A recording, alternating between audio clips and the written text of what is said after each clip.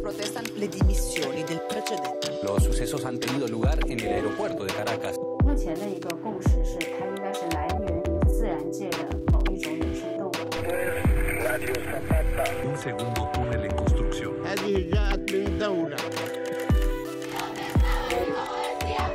Como nuevo presidente de la República, Gabriel Boric Résultat, ils font grimper le thermomètre mondial.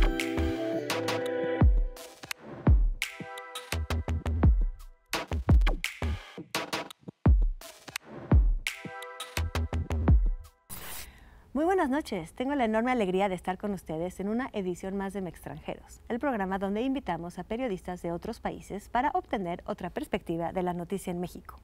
Esta noche hablaremos de las nuevas revelaciones del caso Ayotzinapa. Asimismo, analizaremos la ola de violencia en México. Y por último, nos detendremos en el intento de acuchillamiento del escritor Salman Rushdie y las implicaciones que tiene esto en cuanto a la subida del extremismo islámico y las amenazas a la libertad de expresión. Los voy a dejar con las portadas del mes de agosto en cuanto a lo internacional y volvemos inmediatamente después a la mesa de debate. A poco más de un año de haber tomado protesta, Pedro Castillo, presidente de Perú, está bajo investigación por diversos casos de corrupción fiscal y enfrenta una seria crisis de credibilidad.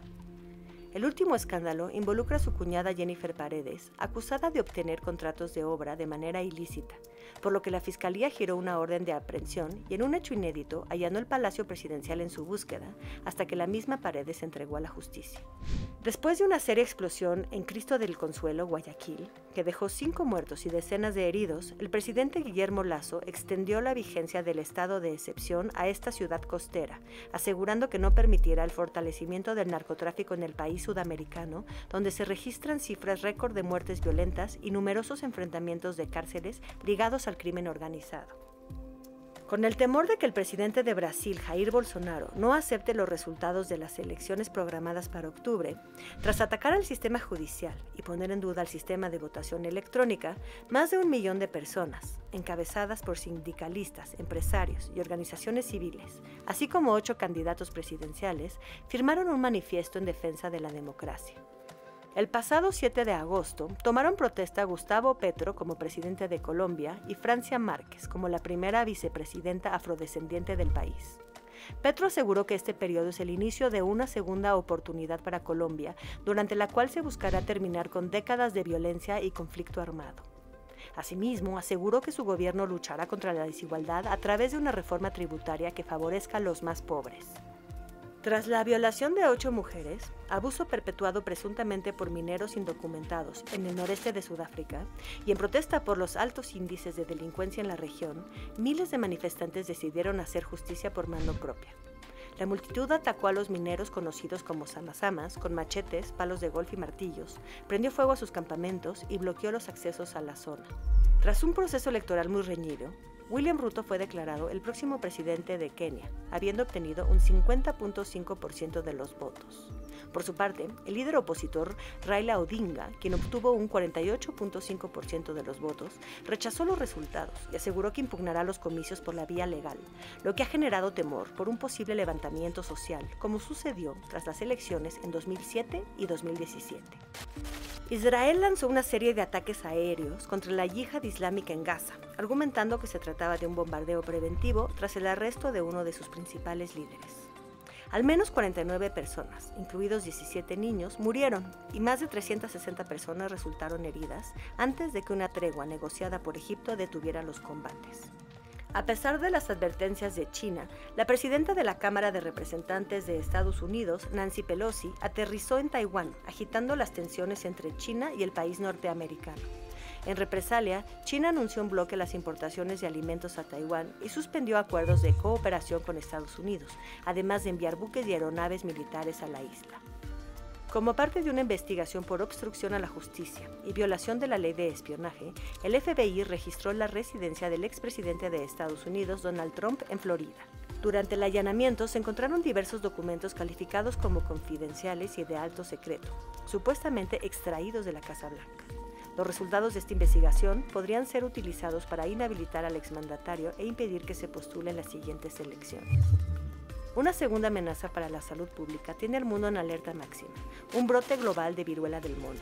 Actualmente, naciones como los Estados Unidos han declarado una emergencia de salud pública por la rápida expansión de esta enfermedad.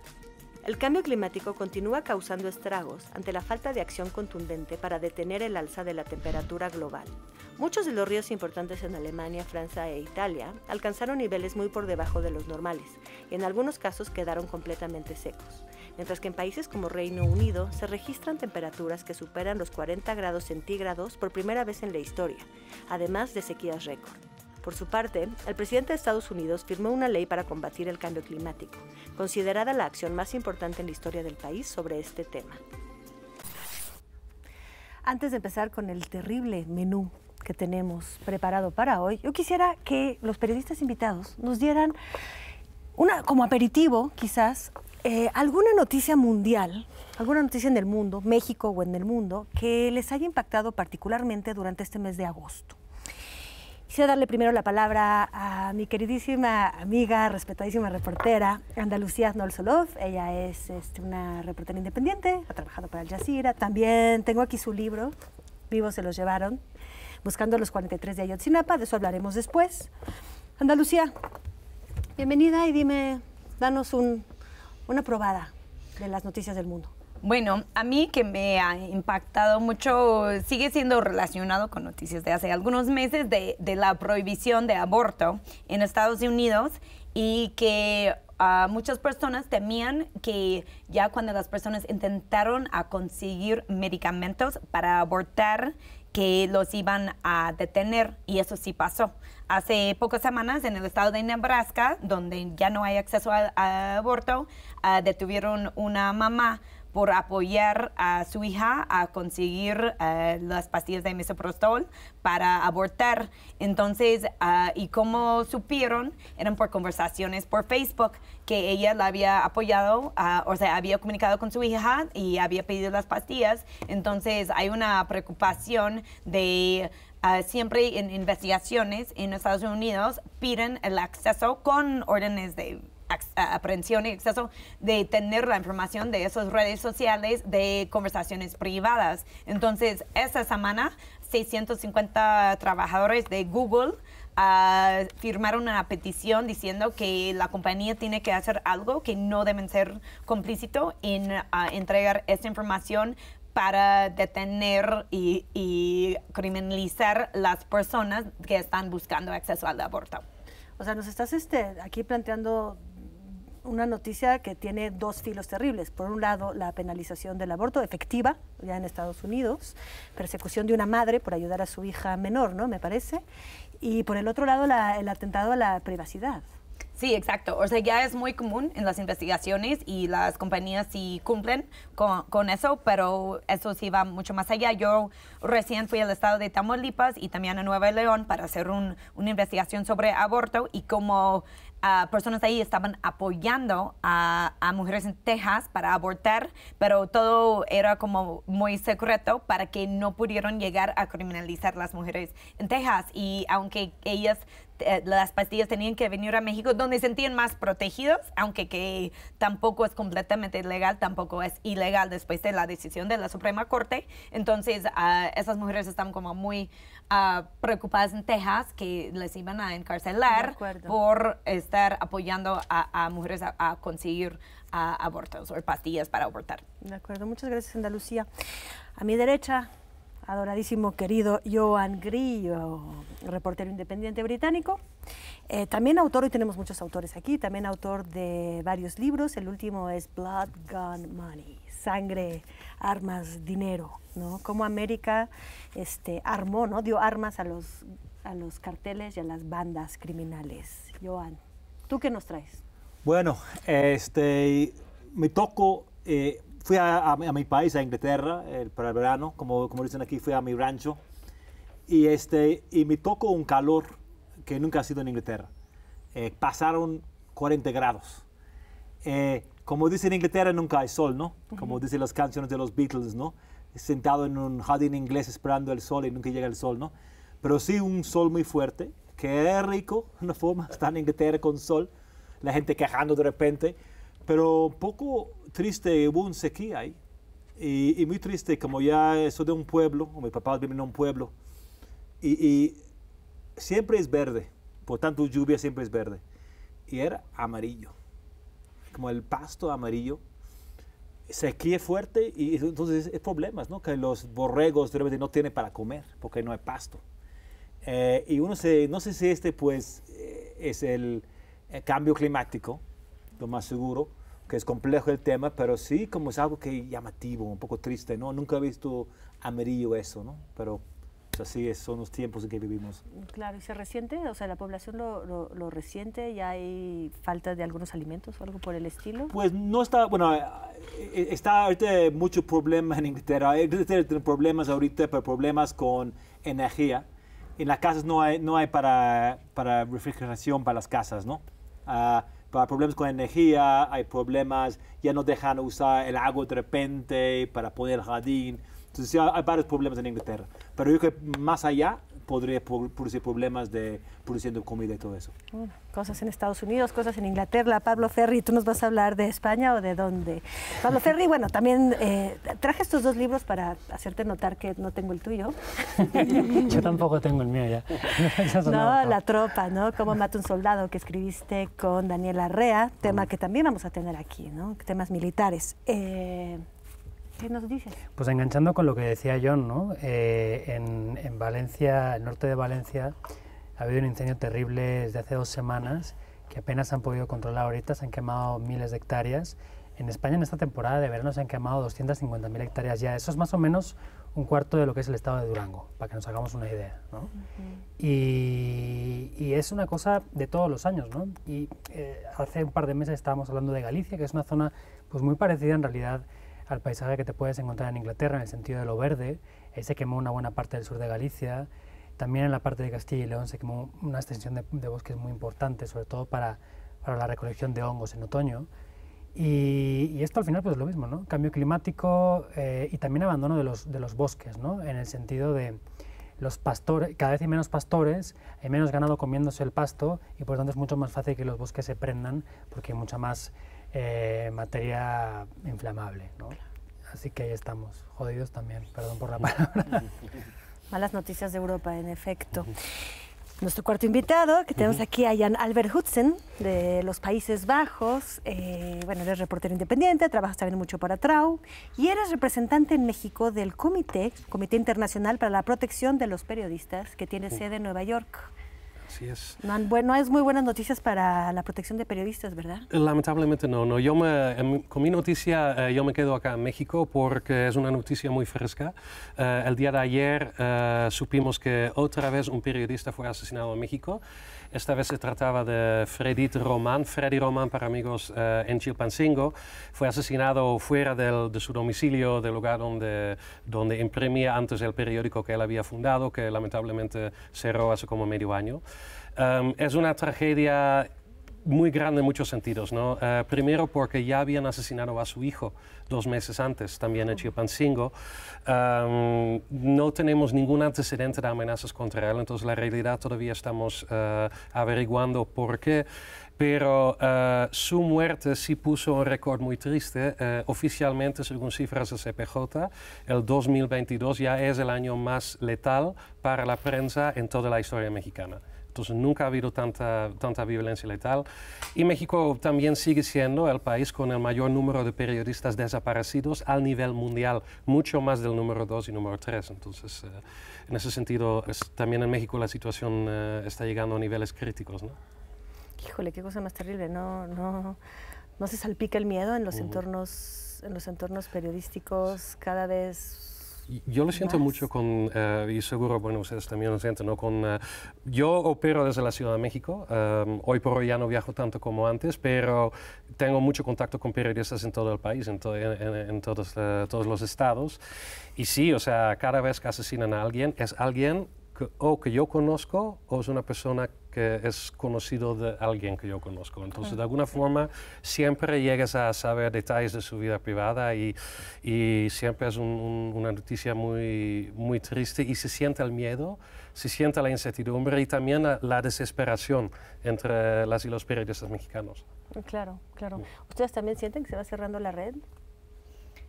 Yo no creo que es que tanto que está cerrando la red, más el contrario, que estamos construyendo más redes, debido a la situación en la cual está pues tan peligroso el país para ser comunicadora, ¿no? O sea, yo soy coordinadora de una organización que se llama Frontline Freelance México y tenemos 250 miembros en todo el país y cada vez que hay un asesinato hay alguien de nuestra organización que está así corriendo para cubrir el asesinato y a veces son sus colegas y a veces no, o otros colegas que un miembro la semana pasada estaba hablando con un colega en Ciudad Juárez y lo asesinaron una hora después en los atentados en Juárez, que vamos a hablar después. Entonces, más, no creo que cerrar redes, más construir redes, porque nosotros nada está funcionando para detener esa matanza que está pasando contra la prensa en México. De acuerdo. Bueno, pues vamos a tener ocasión de platicar más a fondo de eso, ¿no? De la matanza también de la palabra, ¿no? Que sean reporteros, que sean escritores, parece que es un tema que empieza a hacer una tensión casi insoportable en el mundo. Entonces, bueno, les agradezco entonces estos primeros, ¿no?, acercamientos a este mes de agosto, los eventos de este mes de agosto. Nos damos un corte para volver con las revelaciones, las nuevas revelaciones en torno al caso Ayotzinapa y la terrible noche de Iguala.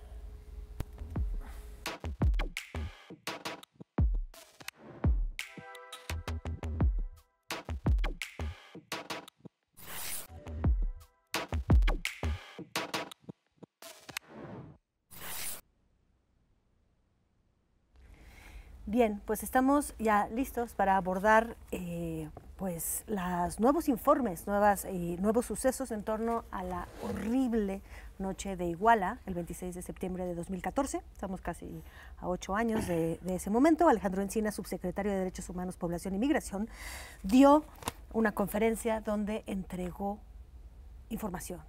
Andalucía, tú que has vivido en la escuela Isidro Burgos, fuiste antes, ya estuviste ahí antes de que sucediera esta terrible noche, esta terrible desaparición y asesinato. ¿Conoces el lugar? ¿Qué ha pasado de nuevo? ¿Qué te ha sorprendido de nuevo, etcétera? Bueno, yo sí diría que eso es un parteaguas en estos 8 años desde que pasó el ataque, secuestro y desaparición de los 43 estudiantes y que 6 personas también que fueron asesinadas esta noche, el 26 de septiembre de 2014 en Iguala, Guerrero, y que el hecho que sí detuvieron a Jesús Murillo Caram, o sea, un alto mando del gobierno, por fabricar la verdad histórica y que también que Encinas lo llama un crimen de Estado.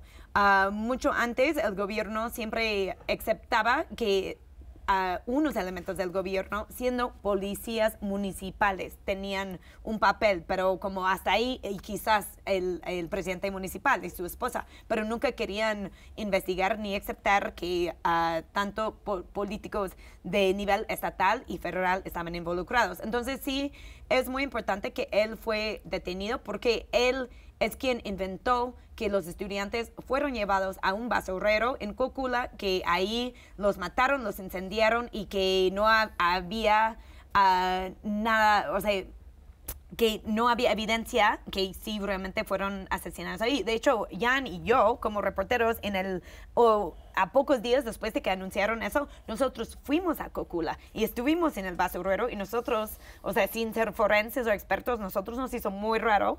1, que realmente eso hubiera ocurrido ahí, y 2, estaba abierto al público, no estaba coronado, y cuando estuvimos saliendo de ahí, 2 camionetas blindados, sin placas y con hombres armados, nos pararon para preguntar qué estuvimos haciendo ahí, porque obvio no querían que periodistas estuvieran investigando. Ya vimos ese año, hace pocos meses, con la investigación del grupo de expertos independientes, el HEI, que ellos mostraron que la Marina estaba involucrado en fabricar todo ese escenario, ¿no? Entonces ya estamos viendo eso. Solo también es muy importante señalar que aunque que Murillo Caram o sea, está detenido en ese momento, todavía Tomás Herón, que es el jefe de investigación criminal, está en la fuga, está en Israel siendo protegido y que no lo quieren extraditar, aunque que México sí ha empujado para que lo extraditan.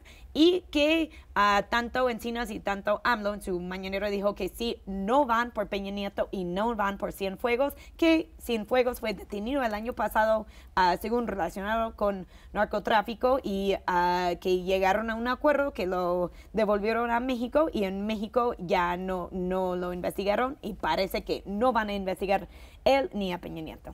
De acuerdo, entonces para ti lo más relevante es que se rechaza la verdad histórica, se acepta como fabricación, se arresta a Murillo Karam y se dice que no se va por Peña Nieto y que no se va por Cienfuegos. Esas son las revelaciones más importantes de este último informe. Sí, yo diría que para mí son los que más destacan. Hay algunos más sobre militares, infiltrados, y creo que ahí puedo pasar el micrófono. ¿A ustedes qué dirían que les ha parecido más relevante en estos días en cuanto a la información difundida? Bueno, yo creo que el informe que se presenta el jueves pasado, uno se presenta de manera sorpresiva, sin que se le plantee antes a los papás, lo cual es extraño, por la manera en cómo se han comportado estos años la Comisión Presidencial y el resto de grupos investigadores con las familias de los 43. Pero ya en cuanto al contenido del informe, creo que más allá de las grandes revelaciones que da, lo importante es que establece un piso distinto, oficial, del que veníamos antes, ¿no? La verdad histórica, la investigación del gobierno de Peña Nieto planteaba que los estudiantes habían sido atacados por un grupo de criminales, Guerreros Unidos, en contubernio con policías locales de varios pueblos de alrededor, entre ellos Iguala y Cocula. Y luego los Guerreros Unidos habrían asesinado a los muchachos, quemado sus cuerpos en el basurero de Cocula y luego arrojado los restos a un río cercano, el río San Juan. Lo que dice el informe respecto a esto es un poco distinto, sobre todo a partir del ataque. Sí aceptan que el ataque se da, como decían los anteriores investigadores, un contubernio de criminales con policías. Ahora se dice que también actuaron policías de Tepecoacuilco, que es un pueblo que está cerca de allí también y que antes nos había mencionado. Lo que dicen ahora es que lo que ocurre después es distinto. Es decir, ya no se van los Guerreros Unidos con los chavos al basurero y los queman, sino que al parecer los matan en diferentes puntos, principalmente en un lugar que se llama Loma de Coyotes, una colonia en las afueras de Iguala, donde por cierto tenía casa el Gil, uno de los personajes más importantes de Guerreros Unidos en esa zona. Y luego, después de matarlos, se supone que entre varios se llevan restos y los o deshacen o los reparten por ahí. Esa es la teoría que tienen actualmente del caso. El problema de esa teoría, que se lo dijo ayer el grupo de expertos independientes que comisionó la CIDH aquí a México, es que se sostiene sobre comunicaciones mantenidas supuestamente por perpetradores que ellos no han podido revisar, pero ni ellos, ni los abogados de las familias, ni la Fiscalía, que es la que está investigando y la que al final tiene que dar resultados, no la Comisión Presidencial, que está dando una versión política de la historia. No digo que esté politizada, digo que es una versión política de la historia, ¿no? Eso es el informe. Tiene revelaciones. Por ejemplo, yo no sabía, no sé si se sabía o no, igual Andalucía tú me puedes decir, pero yo creo que el asunto de que el ejército el día 30 de septiembre, 4 días después del ataque, recibió un aviso de una persona diciendo que había estudiantes o habían habido estudiantes en esta zona de Pueblo Viejo, en la colonia Guadalupe, por ahí por la zona de Pueblo Viejo, es un poquito al sur de Loma de Coyotes, no se sabía, ¿no? Y que estaban vivos, o sea que según estos estudiantes todavía estaban con vida y que no investigaron, ¿no? Y además no informaron en 2 o 3 días, ¿no? Entonces, eso es importante también, pero más allá de eso, luego tenemos al día siguiente el súper sorpresivo anuncio de la detención de Murillo Karam. Y además ya empiezan a surgir versiones de que esta detención y la orden de aprehensión que solicitan al juez, que luego acepta, no proviene de la unidad especial de la Fiscalía que investiga Ayotzinapa. Es una cuestión más de la Subprocuraduría de Delincuencia Organizada, o sea que lo controla el fiscal general, Alejandro Gertz. Esto de alguna forma tendría sentido porque en la audiencia del sábado, en la que comparece Murillo por primera vez, los fiscales fueron reprendidos varias veces por el juez, en el sentido de que parecía que no estaban muy preparados, ¿no? Luego yo he escuchado en la radio ya un par de veces que el fiscal que lleva el caso de Ayotzinapa, Omar Gómez, ni siquiera está en México estos días, ¿no? De hecho, él no estuvo en la audiencia presentando el caso contra Murillo, lo cual también me parece un poco extraño. Quiero decir, ¿se apresuró la detención de Murillo? ¿Qué tan fuertes son los casos de desaparición forzada, tortura y obstrucción a la justicia contra él? No lo sé. A mí, personalmente, me parece que el de tortura es bastante sencillo de probar. Al fin y al cabo, está probado que hubo bastantes detenidos, decenas de detenidos torturados, hay vídeos de eso. y él, como responsable último de la cadena de mando de los agentes que participaron en la tortura, sería responsable de ello. Desaparición forzada quizás es un poco más complicado. Tendremos que ver mañana, el miércoles, qué pasa ahí, ¿no? Claro. Entonces, también es posible que empezara a haber fuga de información y había que apurarse de alguna manera, ¿no? Creo que, bueno, en este caso, que entre todos los crímenes en México, tantos crímenes en México de los últimos 20 años, y podemos decir que igual este es el más emblemático, ¿no? Aunque con tantos muertos, como es tanto dolor a la sociedad, ¿no? Entonces es tan importante tener justicia en este caso y hacer un fracaso. Fue una promesa presidencial. Sí, incluso. tan contundente. Está bien, como era tan malo la justicia bajo de Peña Nieto en este caso. Está muy bien que AMLO, el presidente López Obrador, logró ver el caso. Ahora, está bien que tumba su verdad histórica, pero ¿dónde estamos realmente? La nueva teoría o medio teoría, que no es muy claro o muy articulado, una teoría realmente de la Fiscalía hoy en día, no es tan diferente del viejo, que un grupo de narcos mezclado con policías corruptas, poniendo que hay más complicidad del ejército y otros ahí, pero realmente los que están matando son narcos y policías corruptas.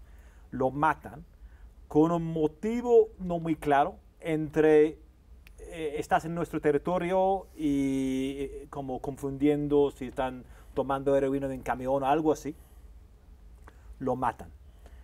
Y luego, ahora, está bien que lo también contra el fiscal, el ex fiscal, Murillo Caram. Igual está mal que lo hizo, está bien que la gente debe pagar para hacer estas malas cosas. Es triste decir que torturando sospechosos lo hacen en México todos los lados, todo el tiempo. Que lo hagan a él para este caso, pero realmente, otra cosa triste es decir, que aunque hay gente torturada, no significa que son inocentes. Es decir, que unos que están torturando eran narcos que estaban igual involucrados en matar a los estudiantes. Entonces, está bien que lo juzguen a él, pero yo creo que están como desviando un poco la atención a él, porque no tiene muy bien resuelto algo muy nuevo en el caso. Y como mucho en la mente de mucha gente en el público es decir, está juzgando a ellos porque ellos hicieron el masacre. Como si Murillo Caram hizo el masacre. Si ellos como orquestaron el masacre y está juzgando a ellos. Es confuso, no creo que va a ser como... Vamos a ver, todavía hay que tener esperanza, a ver qué más, a ver qué más con los militares. Realmente si hay algo interesante de militares que tienen militares y para qué, o qué salen de ellos. Pero no tengo tanto esperanza que vamos a realmente tener respuestas concretas de todo lo que pasó. ¿Tú estás insatisfecho con las revelaciones?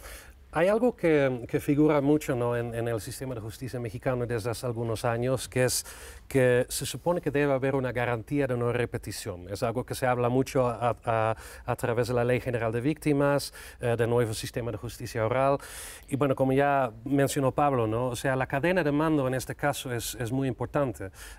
Por eso también es muy importante que el caso contra Murillo Caram sea bien preparado, porque al final de cuentas, si queremos tener la garantía de que eso nunca más ocurra, primero tenemos que saber quién de los altos mandos de la República sabía qué, en qué momento, quién hubiera podido parar qué, en qué momento. Ahí ya tenemos un problema con el ejército, porque Sedena desde siempre casi no permite escrutinio para nada. Entonces la idea de que un gobierno civil somete el ejército a una especie de revisión para garantizar que eso no vuelva a pasar es bien difícil. Pero yo creo que al menos el hecho de que Murillo Caram ahorita está en la mirada del sistema de justicia mexicano podría ser algo muy positivo, al menos para saber dónde exactamente están los puntos débiles en un gobierno federal, para que en algún futuro posiblemente pudiéramos evitarlo. El problema, obviamente, es que si la Fiscalía, ¿no?, como se mencionaba, si la Fiscalía no prepara bien su caso, vamos a terminar con una especie de caso Lozoya, pero en Aquí lo que se repite es otra cosa, ¿no? Sí, sí, lo que se repite es como, si lo haces a de medias... que no se hace bien, de que no Ya. se logra hacer hasta el final el debido proceso, Así no es. se logra obtener Los justicia. juicios Tenemos mediáticos. un minuto. ¿Quién va a decir algo urgente? Bueno, que es increíble, después 4 años más de investigación, no sabemos dónde están los 43. Tiene 3 identificados. 3 identificados. Faltan Sí, iba- 40 identificados. Iba a Bueno, pero hay hablar una de- cosa importante, y perdón si queréis, Vas. porque parecía que lo tuyo iba a ser más largo. pero- Vas. O sea, el hecho de haber encontrado restos de 2 de los chavos en estos años, en esta administración, en un lugar distinto, porque al final es distinto, casi 1 kilómetro de la barranca de la carnicería donde encontraron los restos de los últimos 2 del basurero de Cocula, yo creo que eso es importante, ¿no? Y sobre todo porque los papás lo aceptan, ¿no? Cuando encontraron los restos de Alexander Mora en 2014, nadie se creía, y con razón por lo que se ha visto después, que los restos de Alexander Mora hubieran aparecido ahí de manera natural. Que alguien los había sembrado era la sospecha de los Claro. padres, y ahora la Fiscalía plantea eso como su teoría. Claro. Tu último, no te vamos a dejar sin... Bueno, que también aprendimos que sí había un militar infiltrado y que hay un protocolo del ejército para buscar un militar activo infiltrado, o sea, cuando están desaparecidos y no lo buscaron. Él hasta la fecha está desaparecido. Entonces, eso fue algo que se reveló también en esta investigación. Sí, pues mira, creo que estamos en efecto, como lo vimos en el estado de las primeras revelaciones, las primeras sorpresas, las primeras sospechas, ¿no? Analicemos la cosa. Las cosas en todo caso están cambiando, se están distribuyendo nuevas barajas, vamos a ver qué pasa. Tenemos que irnos al tema siguiente, entonces vamos un corte, volvemos.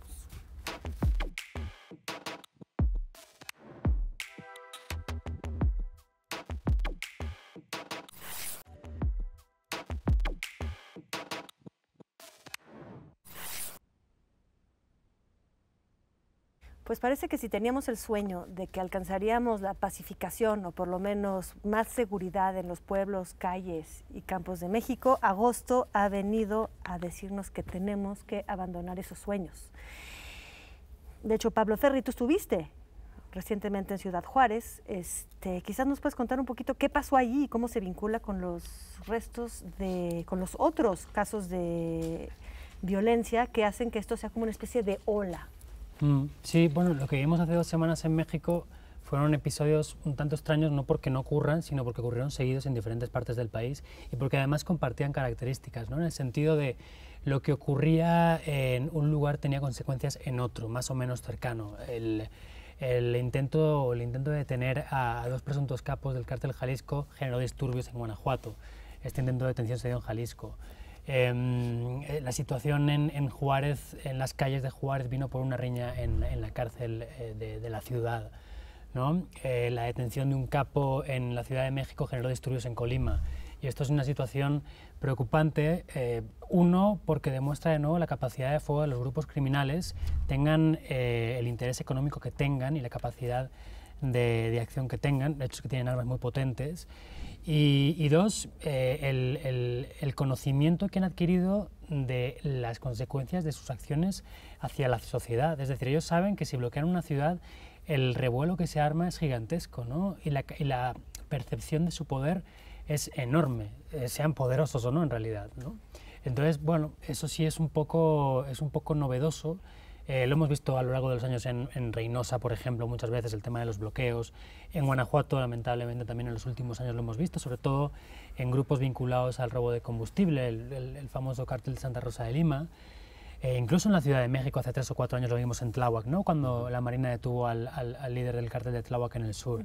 Pero lo que vimos hace 1 semana y media, y sobre todo a mí me impactó mucho el caso de Juárez por el ataque indiscriminado a la población, gente que estaba en una pizzería, locutores de una radio que estaban haciendo un evento en ese mismo centro comercial, gente que estaba en una tienda.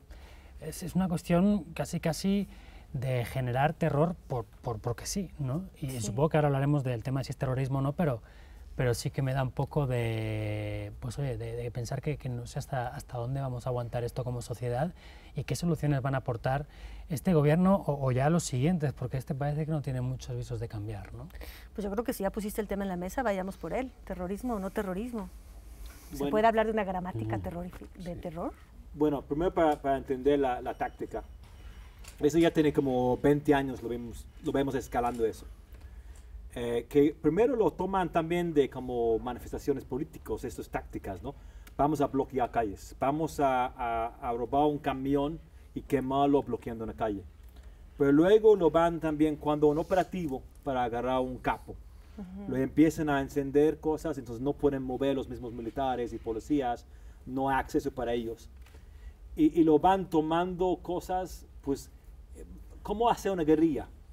¿Cómo hacer una guerrilla? Y si lo vemos el culicanazo, que todavía sigue siendo el más fuerte, el culicanazo, que toman una ciudad con, según el ejército, 700 a 800 sicarios que lo toman ahí.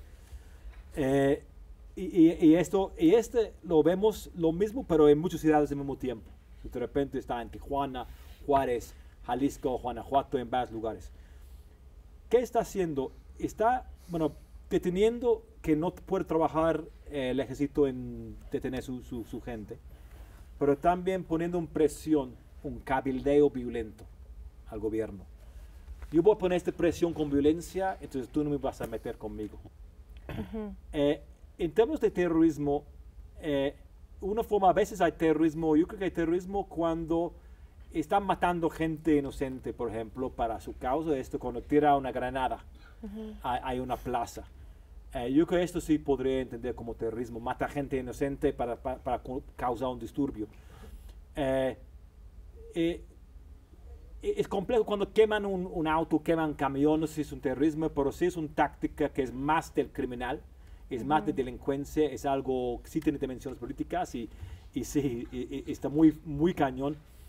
Y como el éxito de Culicanazo, también lo dio una luz verde, que podemos hacer lo mismo. La palabra terrorismo tiene ciertas implicaciones, ¿no? en la ley internacional, ¿no? Entonces hay como dos cosas. Está la definición de terrorismo como figura jurídica, que en el momento que tú decides como México tachar a alguien como terrorista, abres también una caja de Pandora, porque invitas de repente escrutinio internacional por parte del socio al norte, Estados Unidos, que tiene leyes bastante fuertes que le dan muchas libertades en actuar también fuera de su propia jurisdicción. Entonces, ¿estas leyes vienen de 2001? De 2001 incluso antes. Gemelas, incluso antes. Sí, había leyes ya en los años 90 para combatir el terrorismo. Pero la otra cosa es la definición del terrorismo como hecho, ¿no? La definición, si queremos, como académica. Por una de las raras casualidades de la vida, yo estuve en Culiacán haciendo otro trabajo y me tocó vivir el Culiacanazo. Si la idea de las personas que hicieron el Culiacanazo era generar terror en la población, definitivamente lo lograron. O sea, yo estuve ahí y se sentía horrible, o sea, todo el ambiente. Las calles estaban completamente desertadas. Yo con mis colegas también me tenía que pues, esconder en un edificio y se veía pues, pues el humo de los incendios y todo. Pero al mismo tiempo, pues lo que comentó John y Pablo también, las personas en Culiacán no lo hicieron con el expreso objetivo de dar miedo a la población. Lo hicieron porque querían liberar a uno de los suyos y atacaron principalmente a militares. Entonces, ahí sí puedes debatir, pero también tenemos el caso del granadazo en Morelia hace unos años, que sí fue un ataque a la población civil. Podríamos argumentar que el ataque a la pizzería en Ciudad Juárez... Es que exacto, lo de Juárez yo me recuerda mucho a lo de Morelia del 2008, ¿no? O sea, una cuestión muy parecida. Y te acordarás que también había cochebombes en Juárez hace unos años, que también, o sea, cuando tú sabes que tu método podría matar a inocentes de forma indiscriminada y eso no te detiene, yo creo que ya podemos hablar de algo que se acerca al terrorismo, pero con mucho cauto porque sabemos que... Bueno, pero el terrorismo siempre hay una ideología o una demanda detrás, ¿no? También hay que pensar que hay cierto, o sea, no es...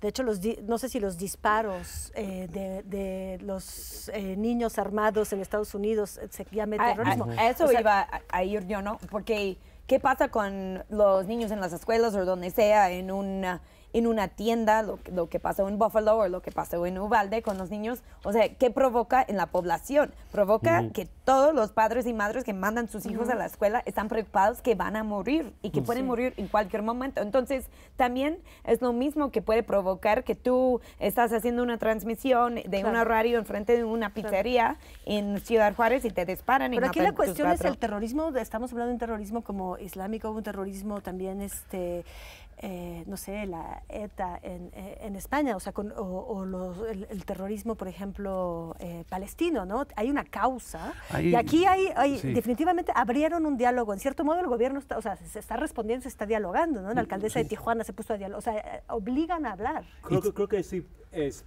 tiene una forma, una cuestión política. Decir que el terrorismo es algo político, ¿no? Aunque no es ideológico, es por intereses. Intereses de control, de poder, y eso sí es una cuestión política. Yo creo que sí, cuando matan gente, cuando matan inocentes para su causa o sus intereses, podremos hablar de terrorismo. Pero sí estoy de acuerdo con el compañero Jan, que realmente nombrarlo, como en Estados Unidos, algunos quieren nombrar grupos terroristas que permiten más acción, que ataque con drones y todo eso. Pero luego también otras cosas que podría significar más fácil para alguien saliendo, corriendo, pedir asilo político. Sería más fuerte cargos contra gente que venden armas a ellos. Se cambia el escenario fuertemente. Y siempre está cargado la palabra terrorismo con una carga racial, ¿no? O sea, la gente que hace terrorismo son morenos, son musulmanes, o sea, no son el chico blanco que abre fuego en una escuela, pero si fuera moreno, quizás sí es terrorista, quizás sí es musulmán, o sea, entonces esa carga también creo que, aunque que aquí sí es antimorena, como no se aplica en el mismo sentido. Yo creo que hay dos cosas que separan la discusión sobre si esto es terrorismo o no, de la certeza de que sí lo es. Es, por un lado, la repetición. O sea, cuando tengamos 5 o 6 cosas seguidas como la de Juárez, no creo que haya muchos argumentos en contra de que esto ocurra, ¿no? Y por otro lado, el conocimiento que tenemos de la colusión del Estado a sus diferentes niveles con los grupos criminales. Es decir, ¿el Estado puede cometer terrorismo? Pues sí, supongo que sí. Podemos hablar de los años 60, 70, incluso aquí en México, y podríamos ver que sí, pero claro, es difícil que el mismo Estado lo reconozca, ¿no? Pues estaría disparando en el pie. Yo creo que donde tenemos que fijarnos es en la Colombia de los años 80, 90, con el cártel de Medellín haciendo verdaderas barbaridades, en Bogotá sobre todo, también en Medellín, simplemente para evitar la extradición, que es lo que pensaba que le iba a pasar a Pablo Escobar el mismo, ¿no? Claro, no es el mismo escenario, desde luego que no, pero las tácticas se parecen. La intención era generar presión en el gobierno para evitar una consecuencia. En Juárez era muy evidente. La intención era, por lo que dicen allí, que el ejército o la policía estatal o la policía municipal, o cualquiera que no fuera los custodios de la prisión, entraran en la celda de los que habían iniciado la riña. Y entonces hago esto. El chiste es que funciona, ¿no? Claro. Sí, o sea, lo terrible de esto es que... funcionó el Culiacanazo. Todo o sea, funcionó. Tenían que liberaron a Ovidio, ¿no? Guzmán. Entonces sí funcionó exactamente como ellos quisieron que funcionara. ¿Algo rapidísimo? Sí, la única quisiera... O sea, nosotros podemos hablar sin problema de terrorismo, pero si fuéramos el gobierno ya es otra cosa. Yo creo que ahí también es como importante la diferencia, ¿no? O sea, en el momento que el gobierno decide oficialmente institucionalizar el término terrorismo, las implicaciones son muy profundas. Ya, entiendo. O sea, tiene que... Por la respuesta también, ¿no? Sí. Hay que concluir. O que han hecho, en 2015 en Jalisco usaron cargas de terrorismo contra unos que están encendiendo camiones y eso. Entonces ya existe en la práctica. De acuerdo. O sea, tiene que ver cómo vamos a reaccionar y confrontar el problema, el ponerle nombre. Pues muchas gracias. Se nos fue hacia esta cuestión que me parece también muy importante. Concluyamos con estas violencias y vámonos a ver pues el ataque a Salman Rushdie en el próximo bloque.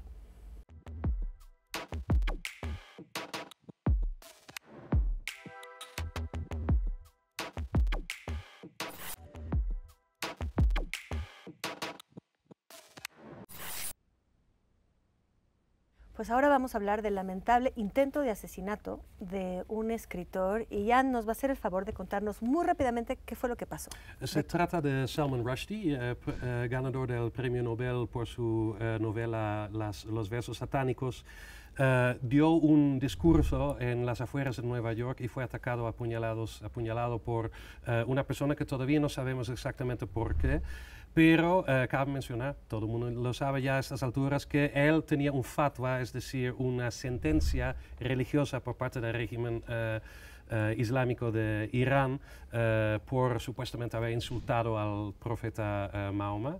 Y en este momento se está suponiendo que tiene algo que ver con esto, pero terminó en el hospital muy gravemente lesionado, perdió un ojo. Sigue en el hospital. Estuvo en un ventilador un rato, entonces un ataque Bueno, terrible. era como el representante, bueno, para mí por lo menos era como el que representaba el escritor amenazado por la fatwa desde que tengo conocimiento, era como el escritor que representaba eso.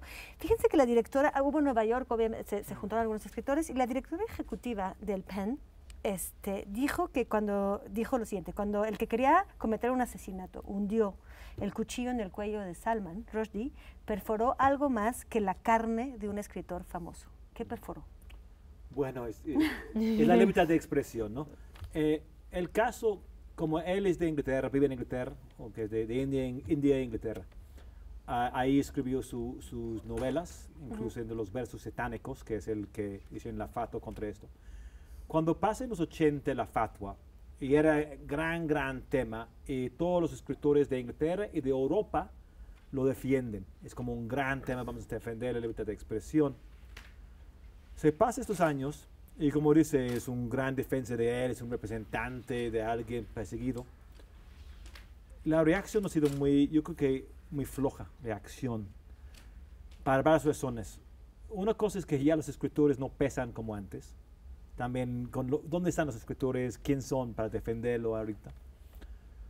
También, políticamente, es triste decir, la cuestión de ofender el Islam, ahorita en Inglaterra, en Francia, en varios países, es una cuestión política muy fuerte. Y la gente, los políticos, tengo muchos lectores musulmanes, no quiero ofender a ellos porque no van a votar para mí. Entonces son muy tímidos en ofender, porque dicen, pues, sí era mal, pero sí ofendió a ellos con su libro. También es triste, si vemos, por ejemplo, de Charlie Hebdo en París, fue que 2015, 2014, 2015, grandes manifestaciones en la calle de millones de personas. No sé con cuántas cosas pasando ahorita, la gente olvidan de eso. Y pues no hay buen defensa de la libertad de expresión. Y creo que la gente puede seguir ofendiendo la prensa como allá como acá en México, peor. Bueno, hablando de que se olvidan, o sea, hace años era noticia cuando mataron a un periodista en México, incluso noticia mundial, y ya con más y más asesinatos, que hemos llegado a 15 este año, ya ni es noticia. O sea, quizás lo ves en Twitter por ahí, alguna persona, o sea, antes decían, ay, qué difícil es ser periodista, ¿no? Y que matan tus colegas, y ahora es como, pues ya está normalizado, ¿no? Y eso de pues pensar en libertad de expresión en el mundo, recién salió un documental en lo cual yo participé como productora, que se llama En Peligro o Endangered, que se puede ver en HBO. Y en este documental siguen 4 periodistas, uno aquí en México, la fotoperiodista Sashenka Gutiérrez, y una periodista en Brasil y 2 en Estados Unidos. Y vemos que esos 4 periodistas muchas veces están viviendo el mismo día, aunque que están en países distintos, y cada uno está confrontando otro problema de que los están cortando su libertad, que tanto en Brasil a la periodista por criticar a Bolsonaro lo atacan de manera sexual, diciendo que ella tuvo que conseguir toda esa información así acostándose con políticos y que hacen muchas cosas muy feos sexuales sobre ella, o dicen. Y en Estados Unidos vimos como con Trump, como él constantemente atacaba a la prensa, y que un reportero del Guardian, él ni pudo hacer entrevistas si él traía una cubreboca, porque le dijeron que era un esclavo y que no podían hablar con él. Y que un reportero, fotoreportero afroamericano, él también cuestionaba cuando él documentaba la policía reprimiendo a las manifestaciones de Black Lives Matter. Dijeron, pero seguro que tu foto es real. O sea, que vimos como que en todo el mundo pues sí hay más represión contra la prensa y que hay menos libertad de expresión. Ustedes cuatro vienen también de países donde hay muchísima tensión con la población musulmana. O sea, cuando dicen hundió algo más, o sea, perforó algo más que la carne de un escritor famoso, puede ser también la libertad de expresión, pero también sigue haciéndose pues una hendidura social, ¿no? En estos países de tan fuerte migración y tanta tensión social. Recordemos que en el 2004 en Holanda una persona adherente de una ideología islámica extremista asesinó a Theo van Gogh, que era un cineasta, un director de cine, muy controversial, también una persona a quien le gustaba golpear y provocar, y lo mataron. O sea, golpear no físicamente. Golpear no físicamente, golpear, digamos, a través de sus películas, y de hecho lo que detonó el ataque fue un video que hizo él sobre el rol de la mujer en el Islam, que enojó muchísimo a la población más conservadora islámica en Holanda, pero muy pocos, de hecho solo había un pequeño grupo que realmente estaba como dispuesto a usar violencia y lamentablemente lo hicieron y generó una discusión muy fuerte. Yo recuerdo, yo era estudiante en aquel momento y el siguiente día, el mismo día, fui a tomar algo con mis amigos y lo primero que me dijo un amigo mío fue: oye, ¿y tú crees que el Islam sí puede convivir en Holanda con nosotros? Pero esto no se está generando ahorita. Sí. No, está en un contexto del descrédito de la libertad de expresión en todo el mundo, ¿no? Y por tanto un descrédito de la verdad, ¿no? En el caso de Salman Rushdie me parece clarísimo que la verdad contra la que se está atentando ahí es el derecho a haber escrito lo que has escrito y el derecho a seguir trabajando de la manera que lo has hecho los últimos años, ¿no? Entonces, bueno, yo creo que esto casa con la marea de personas que vieron en Trump o en Bolsonaro o en personajes así en todo el mundo, salvadores, no dueños de la verdad, entendiendo la verdad en un sentido clásico, es decir, bueno, algo científico, apolítico, sino como algo cargado de ideología y de vileza, ¿no? No tengo razón y me da igual el resto de cosas y puedo hacer lo que quiera. Diría también que tiene mucho que ver con islamofobia, ¿no? O sea, apenas pasó desde hace un año que tomó poder el talibán en Afganistán, ¿no? Y yo escuché un podcast sobre cuántos los 60,000 personas que pagaron para pedir asilo, pagando más de $500 cada persona, y que casi no les otorgaron a ninguno asilo, y para los refugiados de Ucrania les quitaron no tenían que pagar y les otorgaron muchos, porque todavía ven esta amenaza de la gente morena, musulmán, que pueden así arruinar el mundo oriente, ¿no? Entonces, como que yo lo veo, no tanto cosas de libertad de expresión, pero como que conflictos en Estados Unidos, sino que hay una islamofobia tan fuerte que permiten que esas personas mueran en Afganistán, y porque sí son rubios y ojos azules y así del mundo occidental, sí pueden ya ir a Estados Unidos como refugiados. Entiendo, pero supongo que este tipo de acciones no ayudan, ¿no? Pero es cuestión que en Europa, que en Estados Unidos hay poco musulmán realmente, y no compara en Inglaterra, como son las ciudades en Inglaterra. Entonces la cuestión es si puedes criticar la religión. Si decimos que ya desde tiempo ya podemos criticar la Iglesia Católica. Entonces antes hubo películas como La Última Tentación de Cristo, que lo ofende, o El Exorcista incluso, pues ya podemos tener estas películas y podemos ofender la Iglesia. O de Monty Python, tiene La vida de Brian, que es como hasta volando de la pasión. Pero está diciendo que ahorita no podemos o no pueden hacer esto con el musulmán. Sobre todo en una ciudad como Bradford en Inglaterra, que hay bastante población. Entonces hubo una otra película ahorita, hicieron manifestaciones en los cines y lo quitan la película. Entonces sí es una cuestión de libertad de expresión, y yo creo que va para atrás en esta cuestión. O sea, les está cediendo terreno la sociedad ante esta prohibición de criticar. Sí. Muchos están diciendo que mojó. Entiendo, yo no quiero ofender a alguien por ofender, ¿no? Tampoco también que sea grosero. Y hay casos que, pues, pesca, ¿por qué está haciendo así? Pero en todos modos quiero defender la libertad de expresión, incluso que cosas que no me gustan. Claro. Sí. Tenemos que ¿una palabra? Una sola palabra. Creo que tampoco debemos olvidar el poder de la copia, digamos. Por ejemplo, hace unos años fue asesinado el embajador de Rusia en medio de un evento en Turquía por una persona. No debemos tampoco olvidar que en este mundo con muchas redes sociales ya cada vez más hay comportamiento de papagayo, de copiar lo que las personas Sí, hacen. cierto. Iluminados asesinos. Terrible, iluminados por lo negro. Gracias, muchísimas gracias por hacer de este programa algo tan interesante, movido, debatido. Seguramente podríamos continuar por mucho tiempo más, pero pues lo siento, vamos a tener que esperar un mes más para el siguiente programa de Extranjeros. Estará con ustedes Ixchel Cisneros, mi colega. Muchísimas gracias a todos. Gracias TV UNAM. Nos vemos en 2 meses conmigo, un mes con Ixchel.